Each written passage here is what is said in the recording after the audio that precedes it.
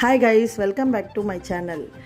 இது ஒரு வாரம் கழித்து தாங்க நான் வீடியோவே எடுத்திருக்கேன். ஏன்னா ப்ரூன் பண்ணும்போது எடுக்கிறதுக்கு மறந்துட்டேன்.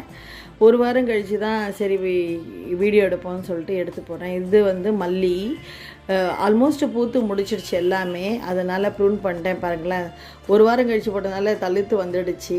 ப்ரூன் பண்ணும்போது நம்ம முக்கியமாக என்ன பண்ணணும்னா, ஒரு செடியை ப்ரூன் பண்ணிவிட்டு அதுக்கு மண்புழு உரம், ஏதாவது ஒரு உரத்தை நம்ம கொடுக்கணும் கண்டிப்பாக. அப்போ தான் அந்த செடி இன்னும் நல்ல செழிப்பாக அடுத்து வளர ஆரம்பிக்கும். ஸோ அந்த மாதிரி நான் ப்ரூன் பண்ணும்போது என்ன பண்ணேன், மண்புழு உரம் வாங்கி கொடுத்தேன். ஸோ இது ஞாபகம் இருக்கா, இது கடையில் விற்கிறது இல்லையா, ஒத்தடுக்கு மல்லி. அந்த மல்லி என் சிஸ்டர்ல வீட்டுக்கு போகும்போது அங்கேருந்து, அவங்க வீட்டில் பக்கத்து வீட்டில் இருந்தது, அங்கேருந்து கேட்டு வாங்கிட்டு வந்தேன். சும்மா 4-5 கட்டிங் எடுத்து வச்சேன். நல்லாவே தளிர்த்து வந்துடுச்சு. இது உங்களுக்கு ஆல்மோஸ்ட் தெரியும், குண்டு மல்லி. அது குண்டு மல்லினா ஒத்தடுக்கில் 2-3 அடுக்கு இருக்கும். அழகாக இருக்கும் பார்க்குறதுக்கே. நிறைய வீடியோ போட்டிருப்பேன், வேணுன்னா போய் என் சேனலில் இருக்குது பாருங்களேன். தளிர்த்து வந்துடுச்சா.